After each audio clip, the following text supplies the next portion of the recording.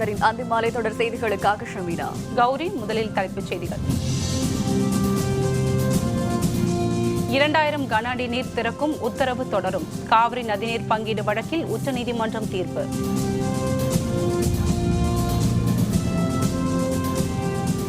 மதிப்பிழந்த ரூபாய் தாள் விவகாரத்தால் தொடரும் அமளி. நாடாளுமன்ற இரு அவைகளும் நாள் முழுவதும் ஒத்திவைப்பு. வர்தா புயல் பாதிப்பு சீரமைப்பு பணிகள். முதல்வர் பன்னீர்செல்வம் ஆய்வு.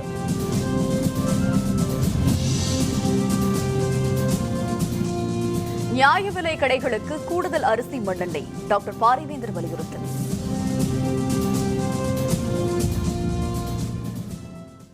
காவிரி விவகாரம் தொடர்பான அனைத்து வழக்குகளையும் வரும் 4ஆம் தேதிக்கு ஒத்திவைத்து உத்தரவிட்ட உச்சநீதிமன்றம் தமிழகத்திற்கு நாள்தோறும் 2000 கன அடி நீரை வழங்க வேண்டும் என உத்தரவிட்டுள்ளது. காவிரி நடுவர் மன்றம் பிறப்பித்த உத்தரவு தொடர்பாக விளக்கம் கோரி தமிழ்நாடு, கர்நாடகம், புதுச்சேரி ஆகிய மாநிலங்கள் உச்சநீதிமன்றத்தில் மனு தாக்கல் செய்திருந்தன. நீதிபதி தீபக் மிஸ்ரா தலைமையிலான 3 நீதிபதிகள் கொண்ட அமர்வு கடந்த 9ஆம் தேதி இது தொடர்பாக விசாரணை நடத்தியது. அப்பொழுது காவிரி நதிநீர் பங்கீடு தொடர்பான வழக்குகளை விசாரிக்க உச்சநீதிமன்றத்திற்கு அதிகாரம் இருப்பதாக தெரிவித்தது. மேலும் டிசம்பர் 15ஆம் தேதி வரை நாள்தோறும் தமிழகத்திற்கு 2000 கன அடி நீரை திறக்க வேண்டும் என்றும் கர்நாடகத்துக்கு நீதிபதிகள் உத்தரவிட்டனர். இதனிடையே உச்சநீதிமன்றத்தில் கர்நாடக அரசு தாக்கல் செய்த இடைக்கால மனுவில் கர்நாடக அணைகளில் உள்ள தண்ணீர் மாநிலத்தின் குடிநீர் தேவைக்கே போதுமானதாக இல்லை என தெரிவித்திருந்தது.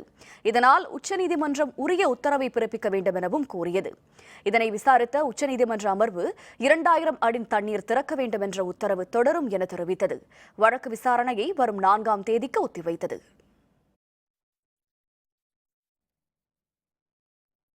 மதிப்பிழந்த ரூபாய் தாள்கள் விவகாரம் தொடர்பாக எதிர்க்கட்சிகள் தொடர்ந்து அமளியில் ஈடுபட்டதால் நாள் முழுவதும் நாடாளுமன்ற இரு அவைகளும் ஒத்திவைக்கப்பட்டன. நாடாளுமன்ற குளிர்கால கூட்டத்தொடர் கடந்த மாதம் 16ஆம் தேதி தொடங்கியது. கூட்டத்தொடரின் முதல் நாளில் இருந்தே ரூபாய் நோட்டுகள் செல்லாது என்ற பிரதமர் மோடியின் அறிவிப்புக்கு எதிர்ப்பு தெரிவித்து எதிர்க்கட்சி உறுப்பினர்கள் அமளியில் ஈடுபட்டனர். இதனால் அலுவல்கள் முடங்கியதால் நாள்தோறும் அவை ஒத்திவைக்கப்பட்டது. குளிர்கால கூட்டத்தொடர் நாளையுடன் முடிவடையும் நிலையில் இன்று காலை மக்களவை மீண்டும் கூடியது. ரூபாய் நோட்டு விவகாரத்தை எதிர்க்கட்சி உறுப்பினர்கள் எழுப்பியதால் அவையில் அமளி ஏற்பட்டது. இதனையடுத்து முதலில் நண்பகல் 12 மணி வரையிலும் பின்னர் நாள் முழுவதும் மக்களவை ஒத்திவைக்கப்பட்டது. இன்று காலை மாநிலங்களவை தொடங்கியதும் ரூபாய் நோட்டு விவகாரத்தால் மக்கள் படும் துயரங்கள் பற்றி காங்கிரஸ் உறுப்பினர்கள் பேசினர். அப்பொழுது ஐக்கிய முற்போக்கு கூட்டணி அரசு காலத்தில் நடைபெற்ற ஊழல்கள் தொடர்பாக பாரதிய ஜனதா உறுப்பினர்கள் குரல் எழுப்பினர். இதனால் ஏற்பட்ட அமளியை அடுத்து மாநிலங்களவை முதலில் நண்பகல் 12 மணி வரையிலும் பின்னர் 2 மணி வரையிலும் ஒத்திவைக்கப்பட்டது. பின்னர் அவை கூடியதும் எதிர்க்கட்சி உறுப்பினர்கள் அமளியில் ஈடுபட்டனர். ஆளுங்கட்சி உறுப்பினர்களும் ஊழல் புகார்களை எழுப்பி அமளியில் ஈடுபட்டனர். இதற்கு வேதனை தெரிவித்த மாநிலங்களவை துணைத் தலைவர் PJ குரியன் அவையை நாள் முழுவதும் ஒத்திவைத்தார்.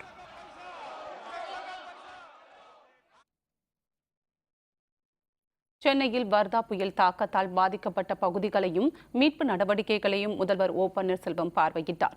சென்னை துறைமுகத்தில் வர்தா புயல் கரை கடந்ததை அடுத்து சென்னை, திருவள்ளூர், காஞ்சிபுரம் ஆகிய மாவட்டங்கள் கடுமையாக பாதிக்கப்பட்டன. சென்னை நகரில் மட்டும் 10,000க்கும் அதிகமான மின் கம்பங்களும் 50,000க்கும் அதிகமான மரங்களும் சாய்ந்ததால் மக்களின் இயல்பு வாழ்க்கை முடங்கியது. இதனையடுத்து மின் விநியோகத்தை சீரமைக்கும் பணிகளும் முறிந்து விழுந்த மரங்களை அகற்றும் பணிகளும் போர்க்கால அடிப்படையில் மேற்கொள்ளப்பட்டு வருகின்றன. இதனிடையே திருவல்லிக்கேணி, ஆழ்வார்பேட்டை, கோட்டூர்புரம் உள்ளிட்ட பகுதிகளில் மேற்கொள்ளப்பட்டு வரும் மீட்பு பணிகளை முதல்வர் பன்னீர்செல்வம் இன்று பார்வையிட்டார்.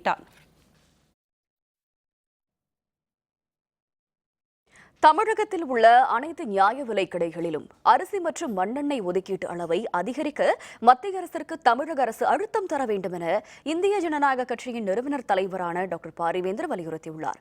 இதுபற்றி அறிக்கை ஒன்றை டாக்டர் பாரிவேந்தர் வெளியிட்டுள்ளார்.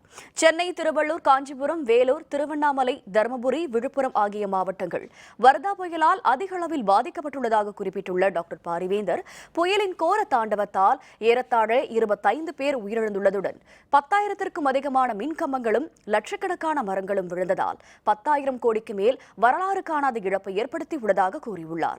தமிழக அரசு போர்க்கால அடிப்படையில் செயல்பட்டு மீட்பு மற்றும் நிவாரணப் பணிகளை தொடர்ந்து நடைபெற்று வருவதும் இதனை முதல்வர் பன்னீர்செல்வம் உள்ளிட்ட அமைச்சர்கள் நேரடியாக பார்வையிட்டு மக்களுக்கு ஆறுதல் கூறி வருவதும் மிகுந்த பாராட்டிற்கு உரியது என தெரிவித்துள்ள டாக்டர் பாரிவேந்தர், புயலால் பாதிக்கப்பட்ட பகுதிகளை முழுமையாக சீரமைக்க மத்திய அரசிடம் 1000 கோடி நிதி ஒதுக்க கோரி தமிழக முதல்வர் எழுதிய கடிதத்தின் அடிப்படையில் உரிய உரிய தொகையை ஒதுக்குவதுடன் பாதிப்புகளின் அடிப்படையில் தேவைக்கேற்ப மேலும் நிதியை வழங்க வேண்டும் என கேட்டுக் கொண்டுள்ளார். மேலும் வரும் ஜனவரி மாதத்திற்கு தமிழகத்தில் உள்ள அனைத்து நியாய விலைக் கடைகளிலும் அரிசி மற்றும் மண்ணெண்ணெய் ஒதுக்கீட்டு அளவை அதிகரிக்க மத்திய அரசிற்கு தமிழக அரசு உரிய அழுத்தம் தர வேண்டும் என்று இந்திய ஜனநாயக கட்சியின் சார்பில் வலியுறுத்துவதாகவும் டாக்டர் பாரிவேந்தர் குறிப்பிட்டுள்ளார்.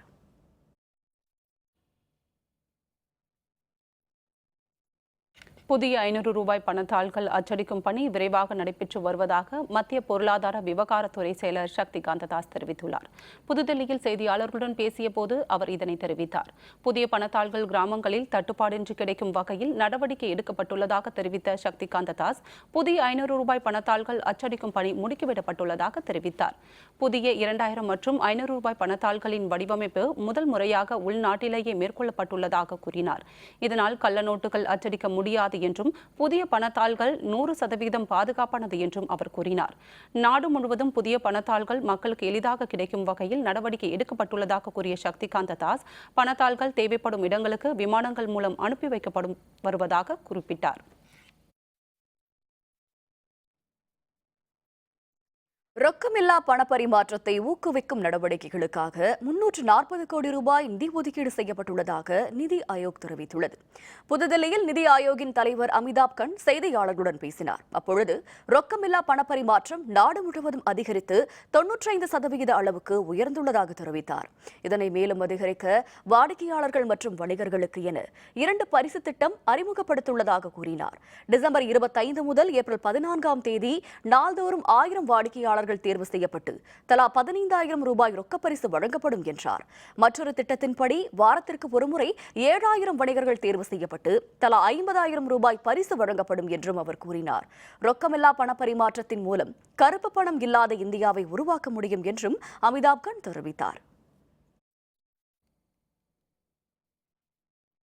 கூட்டுறவு வங்கிகளில் பணம் டெபாசிட் செய்வது தொடர்பாக 2 நாட்களில் சுற்றறிக்கை அனுப்பப்படும் என மத்திய அரசு தெரிவித்துள்ளது.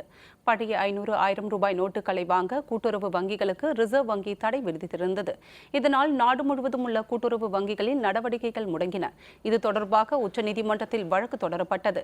இந்த வழக்கு விசாரணையின் போது ஆஜரான மத்திய அரசு வழக்கறிஞர், பழைய ரூபாய் நோட்டுகளை வாங்க கூட்டுறவு வங்கிகளுக்கு விதிக்கப்பட்டிருந்த தடை நீக்கப்பட்டுள்ளதாக தெரிவித்தார். இது தொடர்பாக 2 நாட்களில் சுற்றறிக்கை அனுப்பப்படும் என்றும் அவர் குறிப்பிட்டார்.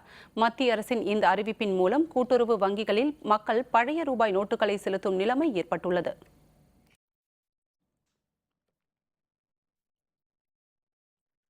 நாடு முழுவதும் தேசிய மற்றும் மாநில நெடுஞ்சாலைகளில் உள்ள மதுக்கடைகளை மூட உச்சநீதிமன்றம் உத்தரவிட்டுள்ளது. நாடு முழுவதும் தேசிய மற்றும் மாநில நெடுஞ்சாலைகளில் உள்ள மதுக்கடைகளை அகற்ற வேண்டும் என பல்வேறு பொதுநல அமைப்புகள் உச்சநீதிமன்றத்தில் மனு தாக்கல் செய்திருந்தது. நெடுஞ்சாலைகளில் மதுக்கடைகள் இருப்பதால் வாகன ஓட்டிகள் மது அருந்துவதும் அதனால் விபத்துகள் ஏற்படுவதும் அதிகரிப்பதாக தெரிவிக்கப்பட்டது. இதனை விசாரித்த நீதிபதிகள், மத்திய மாநில அரசுகள் தேசிய நெடுஞ்சாலையில் உள்ள மதுக்கடைகளை 2017 மார்ச் 30ஆம் தேதிக்குள் அகற்ற வேண்டும் என தெரிவித்தனர். தேசிய நெடுஞ்சாலைகளில் இருந்து 500 மீட்டர் தொலைவுக்கு மதுக்கடைகள் இருக்கக்கூடாது என்றும் கூறினர். மத்திய நெடுஞ்சாலைத்துறை அலுவலர்கள் இதனை கண்காணிக்க வேண்டும் என்றும், தேசிய நெடுஞ்சாலைகளில் புதியதாக உரிமம் வழங்கக்கூடாது எனவும் உத்தரவிட்டனர். தன்னை விமர்சித்து மத்திய அரசு கொண்டு வந்த தீர்மானத்தை எதிர்த்து உச்சநீதிமன்ற முன்னாள் தலைமை நீதிபதி மார்க்கண்டேய கட்ரு தாக்கல் செய்த மனுவை உச்சநீதிமன்றம் தள்ளுபடி செய்துள்ளது. மகாத்மா காந்தியையும் சுபாஷ் சந்திரபோஸையும் ஓய்வு பெற்ற உச்சநீதிமன்ற நீதிபதி மார்க்கண்டேய கட்ரு அண்மையில் கடுமையாக விமர்சித்து சில கருத்துக்களை தெரிவித்திருந்தார். இதனால் அதிருப்தி அடைந்த மத்திய அரசு கட்ருவை விமர்சித்து நாடாளுமன்றத்தில் தீர்மானம் ஒன்றை நிறைவேற்றியிருந்தது. இதனை எதிர்த்து மார்க்கண்டேய கட்ரு உச்சநீதிமன்றத்தில் மனு தாக்கல் செய்திருந்தார். உச்சநீதிமன்ற நீதிபதிகள் பினாகி சந்திரபோஸ், யூ.யு. லலித் கொண்ட அமர்வு இந்த மனுவை விசாரணைக்கு எடுத்துக் கொள்ளாமலேயே தள்ளுபடி செய்தது. நாடாளுமன்ற தீர்மானத்தை எதிர்த்து கட்ரு இந்த மனுவை தாக்கல் செய்யவே முடியாது என கூறி மத்திய அரசு தாக்கல் செய்திருந்த மனுவையும் தள்ளுபடி செய்தது.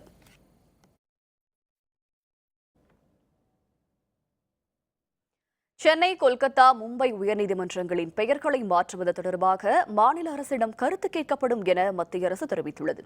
ஆங்கிலேயர்கள் காலத்தில் Calcutta high court, Bombay high court, Madras high court என்ற பெயரில் உயர்நீதிமன்றங்கள் ஏற்படுத்தப்பட்டன. தற்பொழுது பம்பாய் என்றும் மும்பை எனவும், மெட்ராஸ் என்பது சென்னை என்றும், கல்கத்தா என்பது கொல்கத்தா எனவும் பெயர் மாற்றம் செய்யப்பட்டுள்ளது. இதனையடுத்து உயர்நீதிமன்றங்களின் பெயர்களை மாற்ற வேண்டும் என கோரிக்கைகள் எழுந்தன. இது தொடர்பாக மக்களவையில் கேட்கப்பட்ட கேள்விக்கு மத்திய சட்டத்துறை இணையமைச்சர் வி. பி சௌத்ரி பதிலளித்தார்.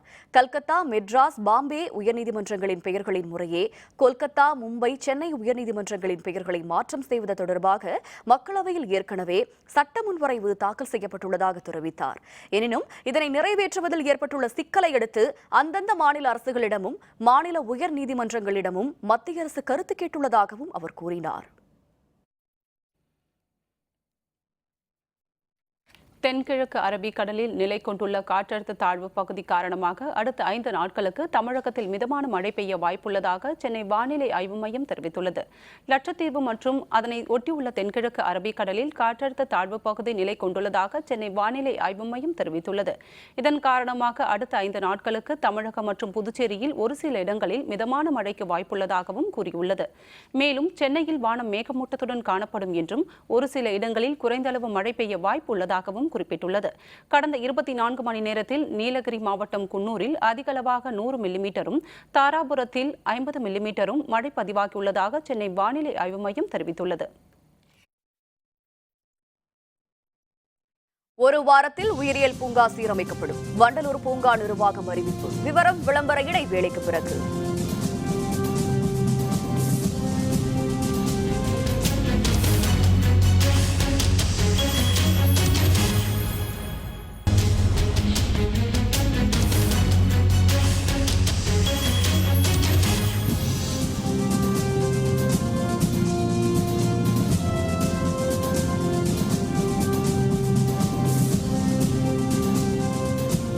செய்திகள் தொடர்கின்றன. மறைந்த முதல்வர் ஜெயலலிதாவின் தோழி சசிகலா அதிமுக பொதுச் செயலராக தேர்ந்தெடுக்கப்படுவார் என அதிமுக செய்தி தொடர்பாளர் பொன்னையன் தெரிவித்துள்ளார். முன்னாள் முதல்வர் ஜெயலலிதா நினைவிடத்தில் அனைத்துலக எம்ஜிஆர் மன்றம் சார்பில் இன்று காலை இரங்கல் கூட்டம் நடைபெற்றது. இந்த கூட்டத்தில் பங்கேற்ற பொன்னையன் பின்னர் செய்தியாளர்களுடன் பேசினார். அப்போது கடந்த 33 ஆண்டு காலமாக மறைந்த முதல்வர் ஜெயலலிதாவின் மனசாட்சியாகவும் கட்சியின் அச்சாணியாகவும் இருக்கும் சசிகலா அதிமுகவின் பொதுச் செயலராக தேர்ந்தெடுக்கப்படுவார் என்று குறிப்பிட்டார். வர்தா புயலால் ஏற்பட்ட சேதங்கள் பற்றி மத்திய குழுவை அனுப்பி ஆய்வு செய்ய வேண்டும் என தமிழக காங்கிரஸ் தலைவர் திருநாவுக்கரசர் கேட்டுக் கொண்டுள்ளார். சென்னை சத்தியமூர்த்தி பவனில் செய்தியாளர்களுடன் பேசிய அவர், புயல் பாதித்த பகுதிகளில் மறுசீரமைப்பு பணிகளுக்காக மத்திய அரசு 10,000 கோடி ரூபாய் நிதி வழங்க வேண்டும் என தெரிவித்தார். பணத்தால் தட்டுப்பாட்டினால் மக்கள் வெகுவாக பாதிக்கப்பட்டுள்ளதாக கூறிய திருநாவுக்கரசர், மத்திய அரசை கண்டித்து அடுத்த 15 நாட்களுக்கு தெருமுனை கூட்டங்கள் நடத்தப்படும் என கூறினார். வர்தா புயல் தாக்குதலில் பாதிக்கப்பட்ட பகுதிகளில் போர்க்கால அடிப்படையில் சீரமைப்பு பணிகளை மேற்கொள்ள வேண்டும் என பாரதிய ஜனதா கட்சியின் தமிழக தலைவர் தமிழிசை சவுந்தரராஜன் வலியுறுத்தியுள்ளார். மதுரையில் உள்ள புதூரில் பாரதிய ஜனதா கட்சி நிர்வாகிகள் ஆலோசனைக் கூட்டம் நடைபெற்றது. இந்த கூட்டத்தில் பங்கேற்று பேசிய அக்கட்சியின் தமிழக தலைவர் தமிழிசை சவுந்தரராஜன் பின்னர் செய்தியாளர்களுடன் பேசினார். அப்போது புயல் தாக்குதலுக்கு பிறகு 3 நாட்கள் கடந்த பிறகும் மின்சாரம், குடிநீர் இன்றி மக்கள் தவித்து வருவதாக கூறிய அவர், சீரமைப்பு பணிகளில் தொய்வு ஏற்பட்டுள்ளதாக தெரிவித்தார். புயல் சேதம் குறித்து மத்திய குழு அனுப்பி ஆய்வு செய்துள்ளதாக தெரிவித்த அவர், அந்த குழுவின் அறிக்கை தாக்கல் செய்யப்பட்டவுடன் உரிய நிவாரணத் தொகையை மத்திய அரசு வழங்கும் என்றும் தமிழிசை தெரிவித்தார். புயல் பாதித்த பகுதிகளில் நாட்டு மரங்களை நட தமிழக அரசு நடவடிக்கை எடுக்க வேண்டும் என நடிகர் விவேக் வேண்டுகோள் விடுத்துள்ளார். சென்னை தலைமைச் செயலகத்தில் முதல்வர் பன்னீர்செல்வத்தை நடிகர் விவேக் சந்தித்து இது தொடர்பாக வேண்டுகோள் விடுத்தார். பின்னர் செய்தியாளர்களுடன் பேசிய அவர், சென்னையில் மட்டும் 30,000க்கும் அதிகமான மரங்கள் வர்தா புயலால் வேரோடு சாய்ந்துள்ளதாக தெரிவித்தார். புயல் பாதித்த பகுதிகளில் ஆந்திர மாநிலம் ராஜமுந்திரி பகுதியில் உள்ள நாட்டு மரங்களை நடுவதற்கு அரசு முயற்சிகள் எடுக்க வேண்டும் என்றும் அவர் கூறினார்.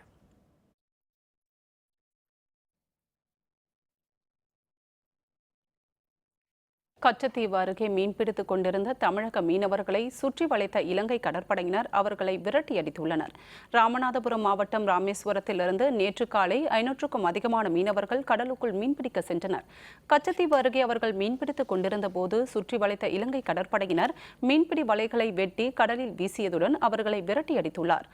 வர்தா புயலால் வாழ்வாதாரம் பாதிக்கப்பட்ட நிலையில் மீண்டும் கடலுக்குள் சென்ற மீனவர்களை இலங்கை கடற்படையினர் விரட்டியதால் பெரும் பாதிப்புக்குள்ளாகி உள்ளதாக மீனவர் சங்கத்தினர் தெரிவித்துள்ளனர்.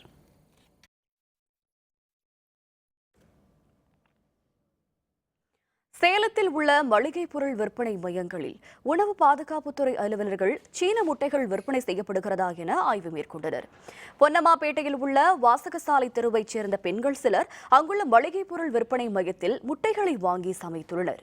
முட்டையை உடைத்த பொழுது உள்பகுதியில் பிளாஸ்டிக் போன்ற கழிவுப் பொருள் காணப்பட்டதாக பெண்கள் தெரிவித்தனர். இதனால் சீனாவில் இருந்து இறக்குமதி செய்யப்பட்ட முட்டைகள் விற்பனை செய்யப்படுவதாக மக்களிடம் அச்சம் எழுந்தது. தகவலின் பேரில் சேலம் மாவட்ட உணவு பாதுகாப்பு அதிகாரியான மருத்துவர் அனுராதா தலைமையில் அலுவலர்கள் பல்வேறு மளிகை பொருள் விற்பனை மையங்களில் ஆய்வு மேற்கொண்டனர். இதில் சீன முட்டைகள் விற்பனை செய்யப்படவில்லை என்று உறுதியானது. இது தொடர்பாக மக்களிடம் பேசிய உணவு பாதுகாப்பு அதிகாரிகள் சீன முட்டை விற்பனை என்ற தகவல் வெறும் வதந்தி என கூறி மக்களின் அச்சத்தை நீக்கினார்.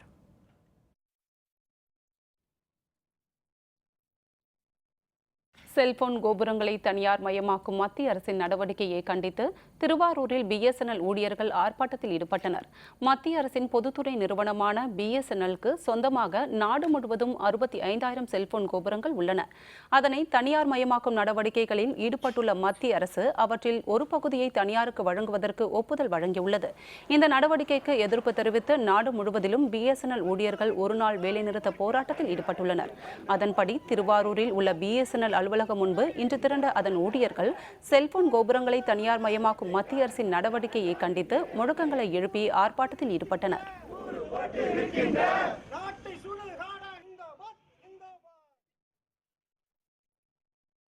திருநெல்வேலி மாவட்டத்தில் பிசானா சாகுபடி பொய்த்து போன நிலையில் மாற்றுப் பயிர்களும் வறட்சியால் கருகி வருவதால் விவசாயிகள் கவலையடைந்துள்ளனர். திருநெல்வேலி மாவட்டத்தில் இந்த ஆண்டு பிசானா சாகுபடிக்கு 1,34,120 ஏக்கரில் நெல் விளைவிக்க வேளாண் துறை நிர்ணயித்தன. இந்நிலையில் வடகிழக்கு மழை சரிவர பெய்யாததால் பயிரிட்ட நெல்லின் ஒரு பங்காவது கிடைக்குமா என்ற ஏக்கத்தில் விவசாயிகள் கவலையடைந்துள்ளனர். குப்பனார்புரம், ஆளவந்தான்குளம் உள்ளிட்ட 32 கிராமங்களில் மாற்றுப் பயிராக பாசிப்பயிறு, சீனி அவரை, உளுந்து பயிரிட்ட விவசாயிகளும் மழை நீரின்றி பயிர்கள் கருகி வருவதால் சோகத்தில் உள்ளனர்.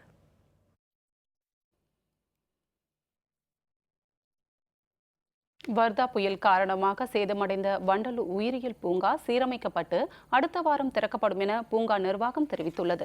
வர்தா புயல் காரணமாக வண்டலூர் உயிரியல் பூங்காவில் உள்ள பெரும்பாலான மரங்கள் வேரோடு சாய்ந்தன. இதனை நேரில் பார்வையிட்ட முதல்வர் ஓ பன்னீர்செல்வம் மறுசீரமைப்பு பணிகளை விரைந்து மேற்கொள்ள உத்தரவிட்டார். இதனையடுத்து ஜேசிபி எந்திரங்கள் மற்றும் மரம் அறுக்கும் இயந்திரங்கள் மூலம் சீரமைப்பு பணிகள் நடைபெற்று வருகின்றன. சீரமைப்பு பணிகள் முழுவீச்சில் மேற்கொள்ளப்பட்டு வருவதாக தெரிவித்துள்ள வண்டலூர் உயிரியல் பூங்கா நிர்வாகம் அடுத்த வாரத்தில் திறக்கப்படும் என அறிவித்துள்ளது. நீலகிரி மாவட்டத்தில் பெய்து வரும் தொடர் மழை காரணமாக ஏற்பட்ட நிலச்சரிவால் மலை ரயில் போக்குவரத்து நிறுத்தப்பட்டுள்ளது. நீலகிரி மாவட்டத்தில் கடந்த 3 நாட்களாக கடும் பனிமூட்டத்துடன் மழை பெய்து வருகிறது. இதனால் மக்களின் இயல்பு வாழ்க்கை பெரிதும் பாதிக்கப்பட்டுள்ளது. இன்று காலை முதல் குன்னூர், பர்லியார், கல்லார் உள்ளிட்ட பகுதிகளில் மழை தொடர்கிறது. இதனால் சில இடங்களில் நிலச்சரிவு ஏற்பட்டுள்ளதுடன் ரயில் தண்டவாளத்தில் பாறைகள் உருண்டோடின. இதன் காரணமாக குன்னூர், மேட்டுப்பாளையம் இடையிலான மலை ரயில் போக்குவரத்து நிறுத்தப்பட்டது. இதனையடுத்து தண்டவாளத்தை சீரமைக்கும் பணியில் ஊழியர்கள் ஈடுபட்டுள்ளனர்.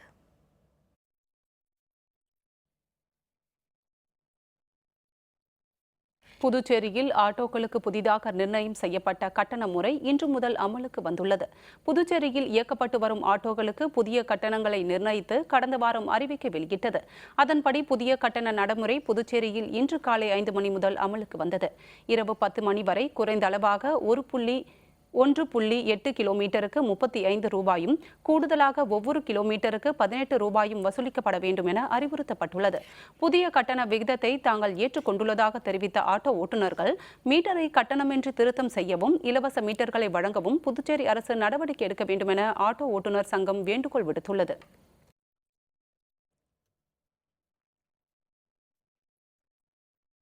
தூத்துக்குடி மாவட்டத்தை வறட்சி பாதித்த மாவட்டமாக அறிவிக்க வலியுறுத்தி மாவட்ட ஆட்சியர் அலுவலகத்தை முற்றுகையிட்டு விவசாயிகள் ஆர்ப்பாட்டத்தில் ஈடுபட்டனர்.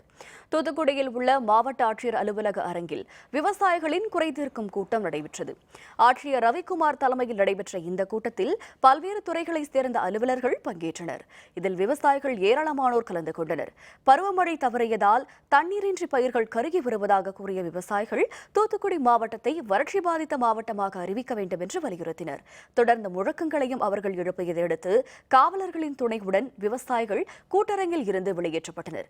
பின்னர் ஆட்சியர் அலுவலகத்தை முற்றுகையிட்டு தங்கள் கோரிக்கைகளை வலியுறுத்தி விவசாயிகள் போராட்டத்தில் ஈடுபட்டனர். இந்தியாவுக்கு எதிரான 5வது டெஸ்ட் போட்டி காயம் காரணமாக இங்கிலாந்து வீரர் ஆண்டர்சன் விலகல். விவரம் விளம்பர இடைவெளிக்கு பிறகு.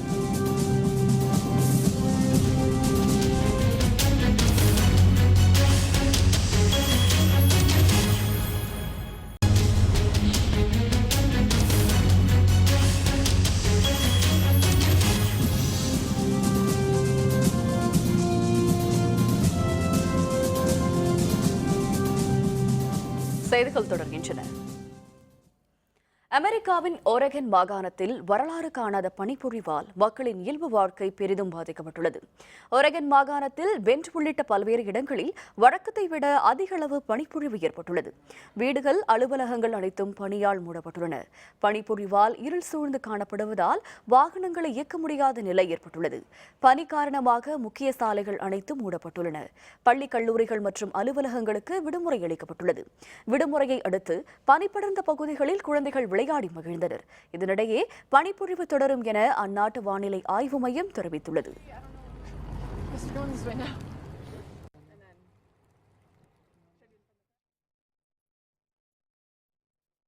துனிசியா நாட்டில் சிறுமிக்கு பாலியல் தொல்லை கொடுத்த நபருக்கே அந்த பெண்ணை திருமணம் செய்வதற்கு அனுமதி வழங்கிய நீதிமன்றத்தின் உத்தரவுக்கு எதிர்ப்பு தெரிவித்து ஆர்ப்பாட்டம் நடைபெற்றது. துனிசியாவின் வடமேற்கில் உள்ள கெப் நகரை சேர்ந்த 13 வயது சிறுமிக்கு அவரது உறவினர் ஒருவர் தொடர்ந்து பாலியல் தொல்லை கொடுத்து வந்துள்ளார். இதில் சிறுமி கர்ப்பமானதை அடுத்து அவரை அந்த உறவினருக்கே திருமணம் செய்து வைக்க முயற்சிகள் நடந்தன. இது தொடர்பான வழக்கு அந்நாட்டு நீதிமன்றத்தில் நடைபெற்றது. விசாரணைக்கு பின்னர் சிறுமியின் திருமணத்திற்கு அனுமதி வழங்கி நீதிமன்றம் உத்தரவு பிறப்பித்தது. இதற்கு எதிர்ப்பு தெரிவித்து பெண்கள் ஏராளமானோர் பார்டுவில் உள்ள நாடாளுமன்றம் முன்பு திரண்டு ஆர்ப்பாட்டத்தில் ஈடுபட்டனர். நீதிபதி பிறப்பித்த உத்தரவை திரும்பப் பெற துனிசிய அரசு விரைந்து நடவடிக்கை எடுக்க வேண்டும் என அவர்கள் முழக்கங்களை எழுப்பினர்.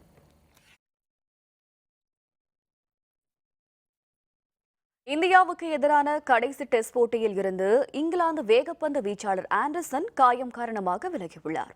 இந்தியா, இங்கிலாந்து அணிகள் மோதும் டெஸ்ட் கிரிக்கெட் தொடர் நடைபெற்று வருகிறது. இதுவரை நடைபெற்ற 4 போட்டிகளில் 3-0 என்ற கணக்கில் இந்தியா முன்னிலை பெற்று டெஸ்ட் தொடரை கைப்பற்றியுள்ளது. இரு அணிகளும் மோதும் கடைசி மற்றும் 5வது டெஸ்ட் போட்டி சென்னை சிதம்பரம் திடலில் நாளை தொடங்குகிறது. ஏற்கனவே 4 போட்டிகளிலும் பங்கேற்ற இந்திய அணி மாற்றமில்லாமல் இந்த போட்டியில் களமிறங்குகிறது.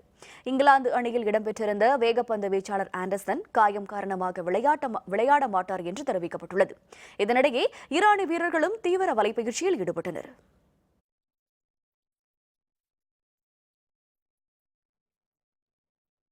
மீண்டும் தலைப்புச் செய்திகள். 2000 கன அடி நீர் திறக்கும் உத்தரவு தொடரும். காவிரி நதிநீர் பங்கீடு வழக்கில் உச்சநீதிமன்றம் தீர்ப்பு.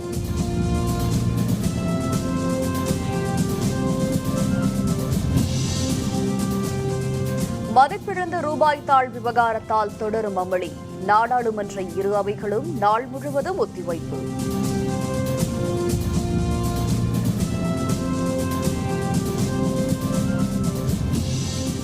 வர்தா புயல் பாதிப்பு, சீரமைப்பு பணிகள், முதல்வர் பன்னீர்செல்வம் ஆய்வு.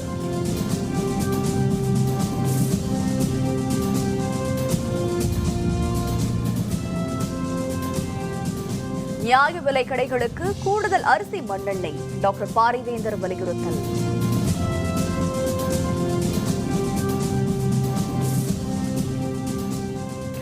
இத்துடன் வேந்தரின் அந்திமாலை தொடர் செய்திகள் நிறைவடைந்தன. மீண்டும் இரவு 7:30 மணிக்கு ஒரு நாள் ஒரு பொழுது இரவு செய்திகளில் சந்திப்போம். வணக்கம்.